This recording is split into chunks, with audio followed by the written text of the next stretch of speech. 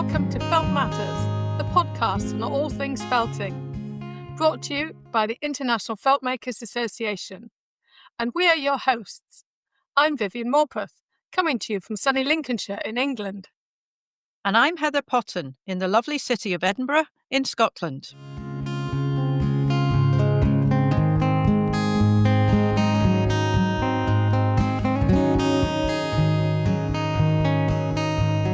Well, hello there, and welcome to the last episode of the current season of Felt Matters, the podcast. Thank you so much for joining us. This episode is one of two halves.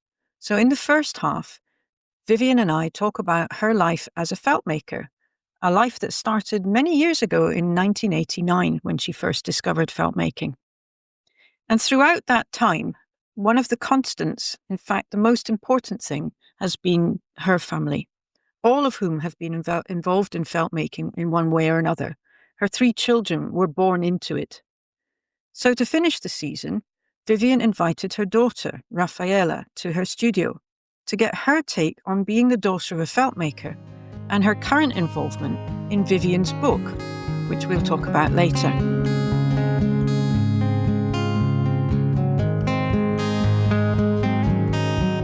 Yeah, it's great to see you. And we're back in our virtual studio.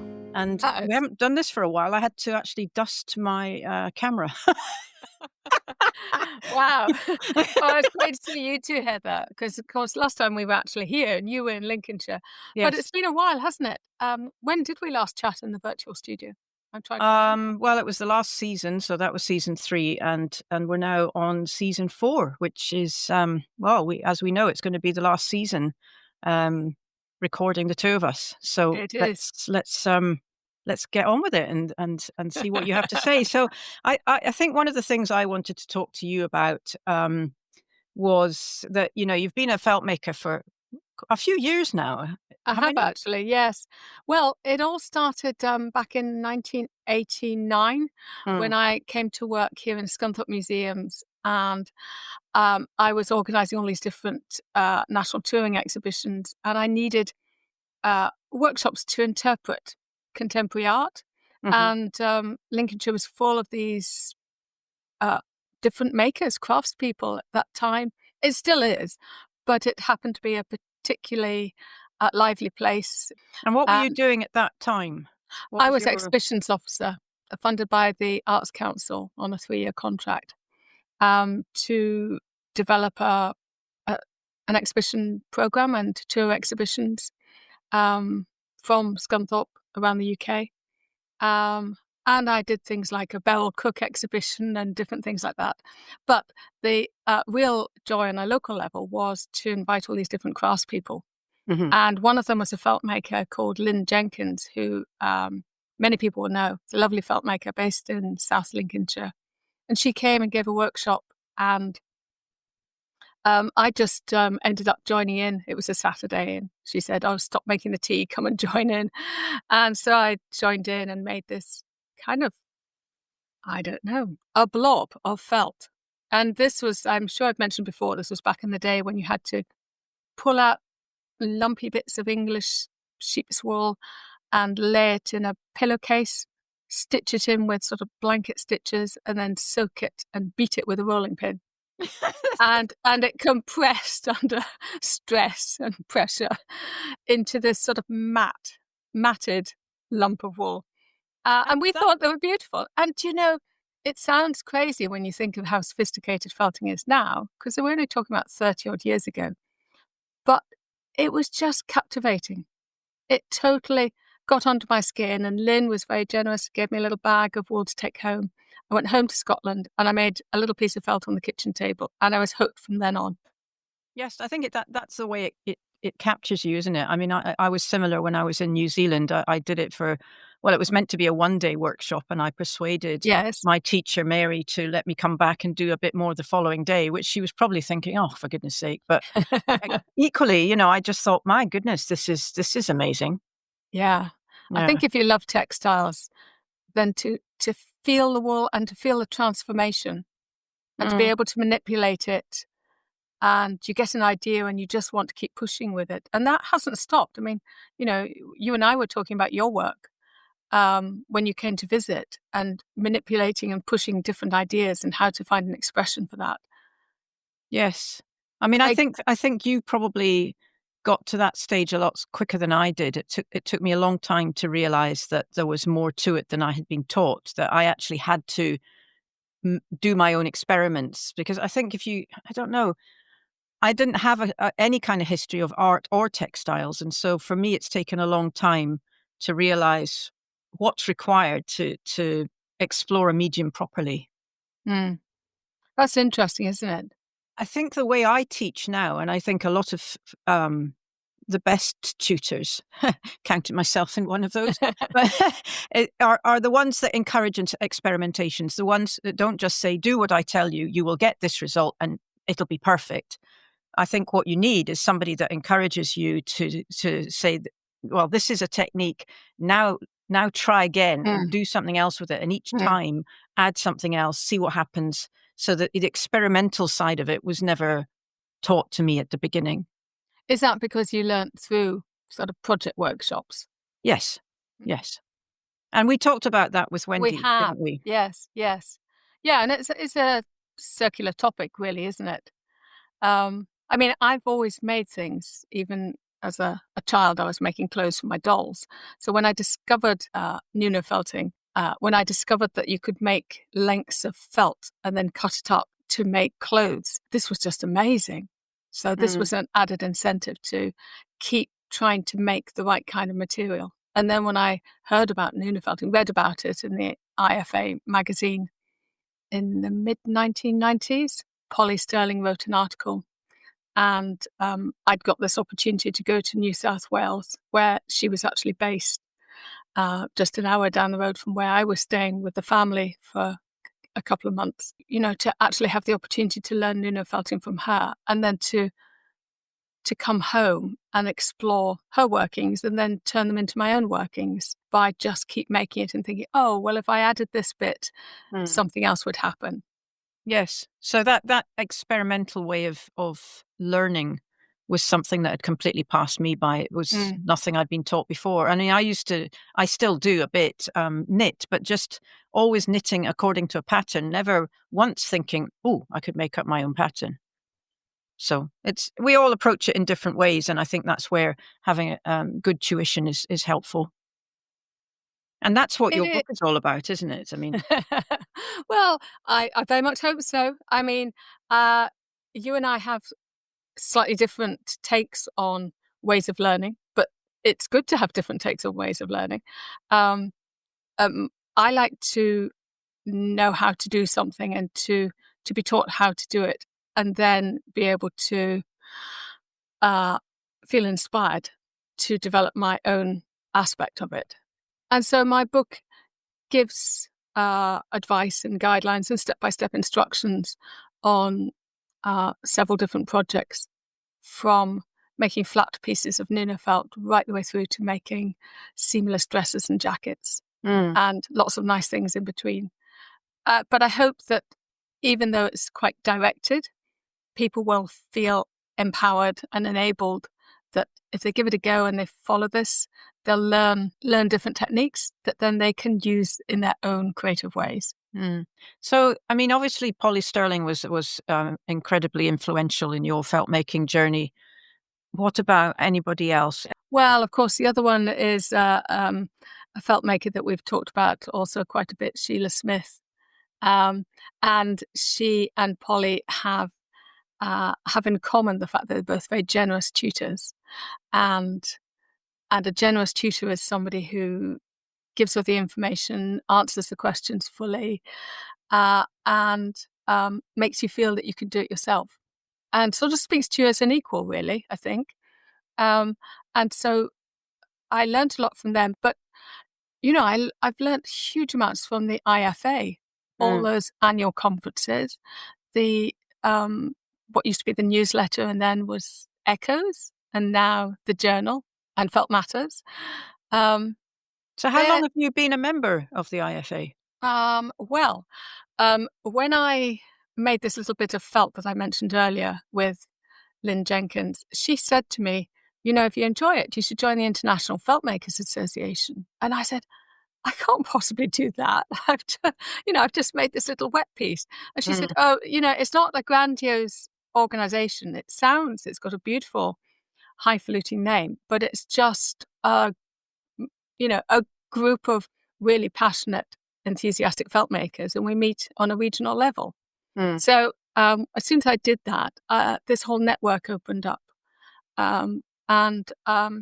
So that must have been the early 1990s.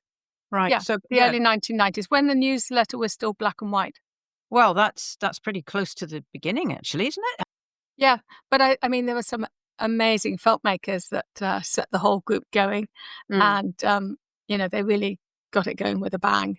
I also took part in the World Felt Symposium in Hungary, which I think was in 2002. That was a great adventure, and that was a huge eye-opener with different felt makers from across the world, and seeing felt, talking felt, just being immersed in it for two weeks with a bit of time in Budapest and taking part in the exhibitions, because it was exhibitions, and I had a piece in the National Gallery in Budapest and in Kecskemet in the Children's Museum. Well, of course, the Hungarians are exemplary felt makers. Yes, absolutely. Absolutely. I mean, they really lit our fires, really. I think, inspired many of us to go back to our places and make felt and share it through teaching. So that was great. And then going back to Sheila Smith, I mean, she organised a couple of these felt making residencies. And one of them was making a rug called Felt the World Together. And that was held in a beautiful little place called Boggle Hall in North Yorkshire, just down from Robin Hood's Bay, near Whitby. We were based in a youth hostel, which is only accessible by the tide. If you want to get there by car, you can get down on the path. Right. But if you wanted to unpack your shopping or a lot of felting equipment, you had to go according to the tides, because the little road is tidal. It's a tiny bit of the road, but it gives it a dramatic edge. And it's built, I think it's an old mill. So it's built in a tiny little kind of ravine with a strong stream and the tide that comes in right up to the edge. So it's a beautiful setting, and we spent a week making a felt rug there. And again, members may remember, and they may have sent, I think it was a heart. We were all invited to send a heart, a small 20 centimetres by 20 centimetre little picture of a heart. And then we laid out this huge backing and put the hearts on it, and then wrote the words, Felt the World Together. And my memory is the fun part, where things move when you're felting and you're rolling. So Felt the World Together moved slightly to be Felt the World to Get Her. And this creased us up when we realised that it could potentially look like that. But that was just us being, and if you look at pictures of it, I'll have to find some pictures to share with people. And how many people were involved in that? Oh, there was about 15, 20 of us, and people from Europe. Right. It was dynamic. It was fun, energy, talking wool all the time, and conceptual ideas, and just working together as a team, which you don't always get. There's a lot of pioneering away on your kitchen table or your studio in felt making.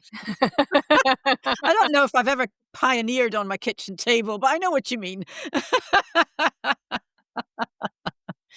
Yeah, no, and there were lots of contribution from around the world as well. They all sent in, yes. They were, yes. And then that rug was then delivered to the wonderful Hungarian family who had organised this World Felt Symposium. Well, as you can imagine, that conversation could have gone on, and probably even further on. But we decided that enough is enough, and there are other important things that we want to talk to you about. So the topic of the second part is Vivienne's new book, which will be coming out in the summer of 2026, published by Crowwood Press. It's called Nuno Feltmaking, design, techniques and projects for the creative maker. So here we are with Vivienne and Raphaela, her daughter, in Vivienne's studio, talking about what was involved in producing this wonderful new felt-making book. I'm sitting here in my studio with Raphaela Morpeth. Rafi is Nigel and my youngest daughter. And so we've just got ourselves some coffees and we're taking a few minutes just to reflect on the fact that I have now finished writing my book and I've sent it to the publishers, the commissioning publishers. They seem to really like it, if not love it, and they want to publish it as a hardback lavish edition, to quote my lovely very lavish commissioning editor. And so that's really exciting. But it's just so nice, isn't it, Rafi? Because you really helped me with the book in so many ways. Well, it's such an exciting project to even support you with in any way we could. But it was such a big labour of love for years of your life and something you had wanted to do. I remember when you were still a Steiner teacher and you told me, I'm going to write a book. And it was your dream for a very long time. So for us, we've just really enjoyed your excitement. I'd forgotten it went back so far. So far. far. Oh my goodness, that's 15, 20 years. Yes.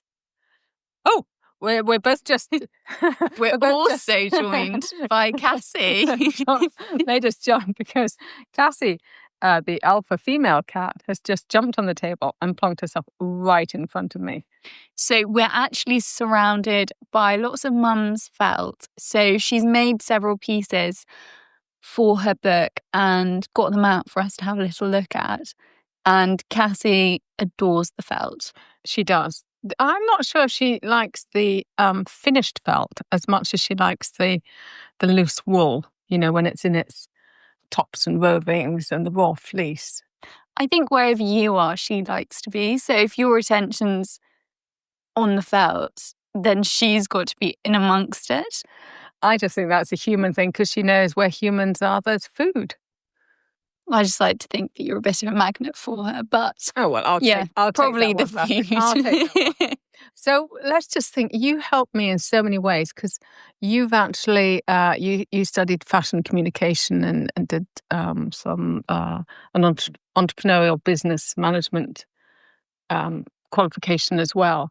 So I drew on you to use various platforms to produce the diagrams for my book.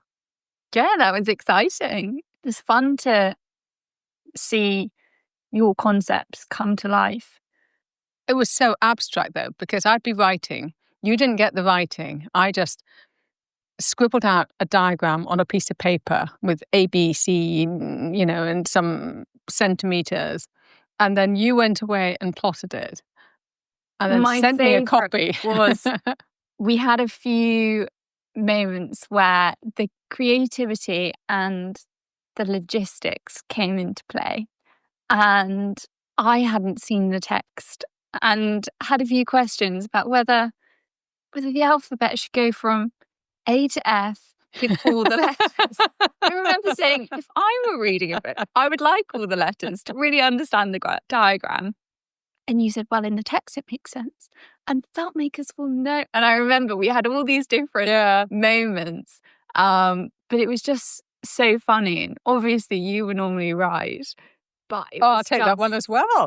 It was just very funny. I do think they will know because so much, everything in the Nuno Feltmaking book has come from my teaching across the last few years. Yeah. And I've been so fortunate in being able to work with many people in the International Feltmakers Association and also beginners in our local community and wider field, and also specialists in textiles, you know, those specialist guilds and groups and whatnot and conferences. So I've been able to draw on people's responses to what they need to know when they're learning and making something.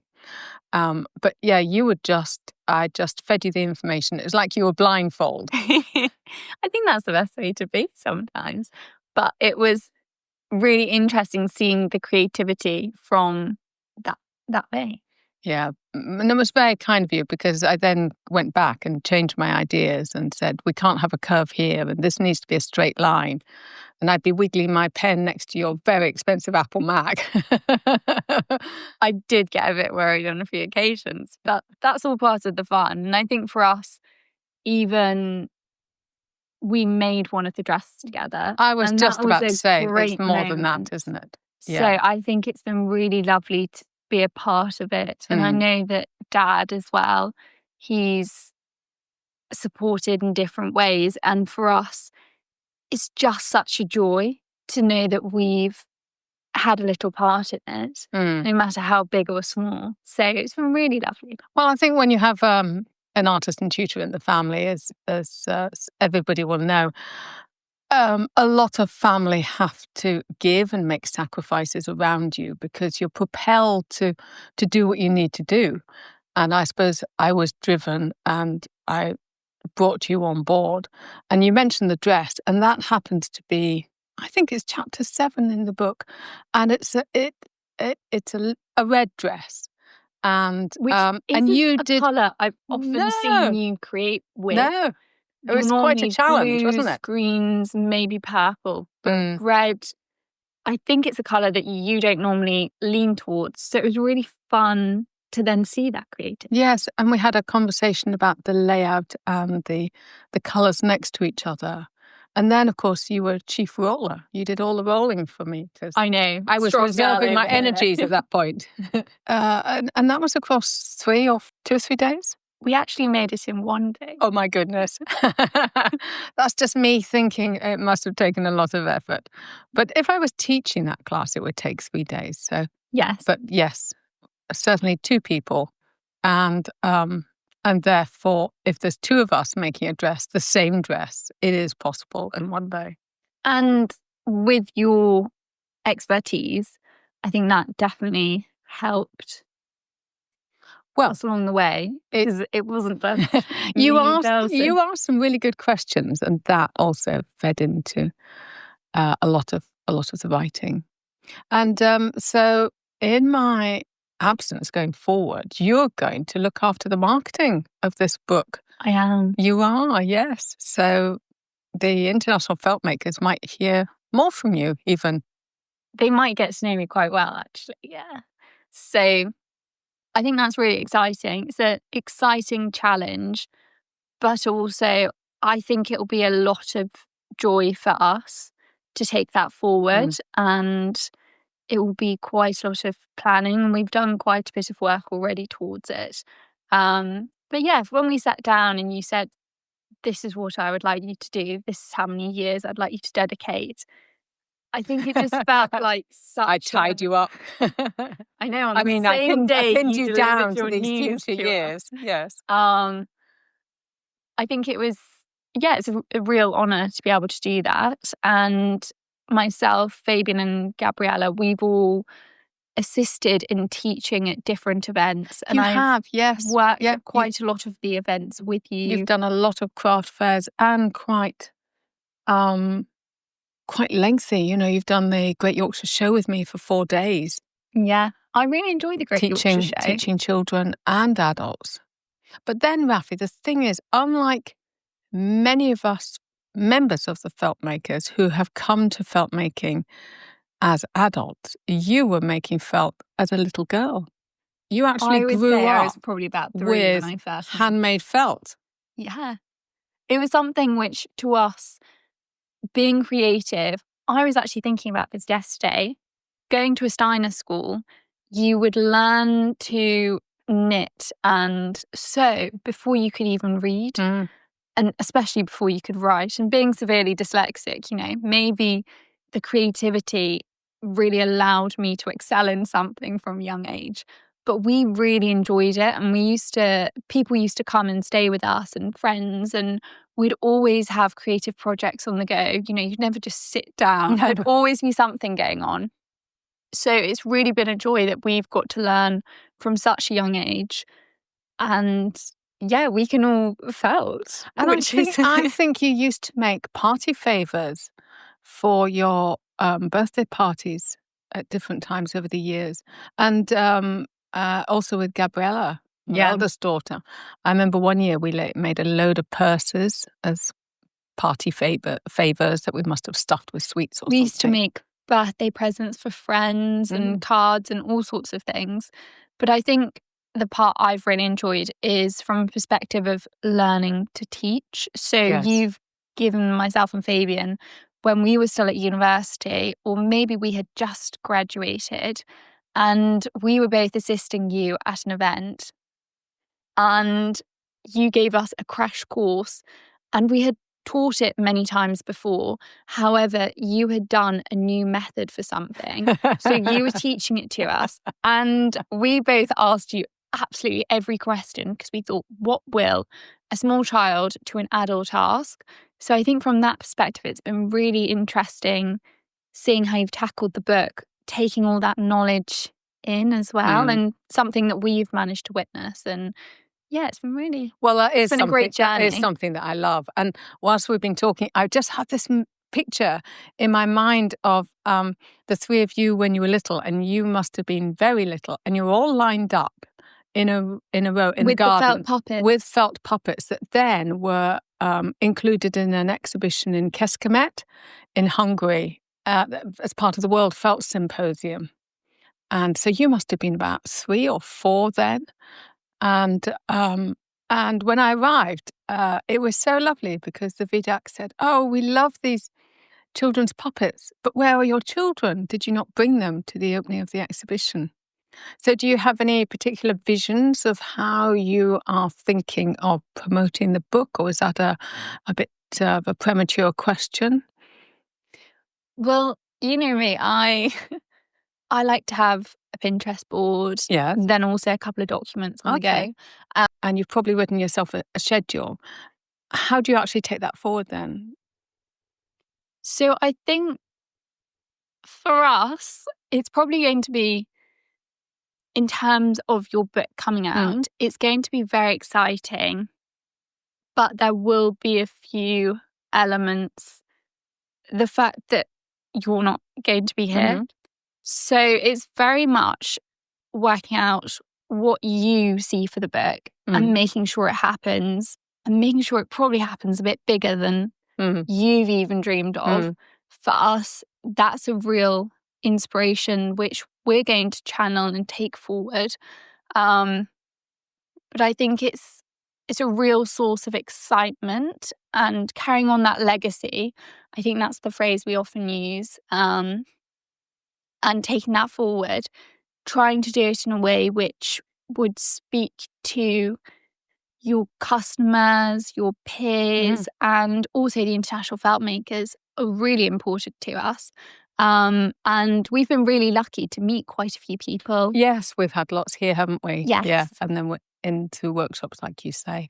And your podcast as well has been such an exciting way to hear more about the international feltmakers as well as different makers in the industry. Well, Heather and I do like to chat about all the little details. You do. When I was travelling, I would even share a headphone with one of my friends. And that was in Southeast Asia. And they then have to understand what was going on, and they had no idea what feltmaking was.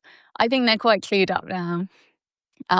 But that was really lovely for me. I thought it was great. I could hear your voice anywhere, anytime. But it's been really interesting hearing all the episodes and how you've channeled the inspiration in. So I think that's sort of.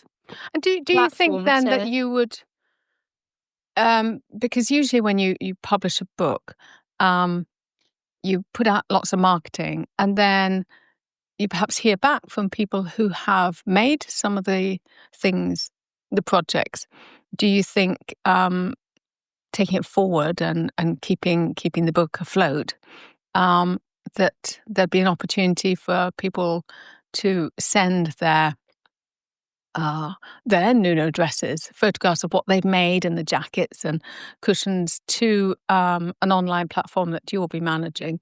Absolutely. I think that's what we'd really like. Because that would be lovely for people to see. And for us. Really interesting. As felt makers, I think. Yes. I'd like to be a felt maker to see what other people have felted from a book. For us, that would be a real privilege. It would. Should we know that people have picked up the book? Well, I say if. when people pick up the book and start creating and felting, and I've never actually used a felting book before. I've always just come into the studio, felted, had friends round, we've felted. So it's been more from that perspective, but it's going to be really exciting actually using the book and felting. And for us, we can then look back and double check we're doing our method correctly and everything. And when we have issues with our own felting, we can look back and think, oh, okay, that's what we can do. And that's what Mum would say in this situation. So it'd be really nice to know that other people are in their gardens, at their kitchen table, in their own creative space, making something from the book. And we'd love to hear back. Absolutely. And we will be online, definitely. And it will be a platform which will be managed by myself. And the whole family will take enjoyment from seeing it. However, we also want to just get people involved. Yeah, that sounds lovely. Thank you, Rafi. Thank you very much. So, our coffee's gone a bit cold because we got carried away chatting. The cat's, we could chat. The cat's even left the room. So we're going to head off now. And thank you, Rafi. It's been good fun having you in my studio. Thank you for having me. Bye. This podcast is brought to you by the education team of the International Feltmakers Association. Conceived, hosted and produced by Vivienne Morpeth and Heather Potten. Editing by Heather Potten. Music by Artie Williams. Graphics by Raphaela Morpeth. If, like us, you'd like to hear more from our amazing felting community, subscribe at the end of this episode. It helps other creatives to find us, and each episode will drop into your podcast platform for you to enjoy.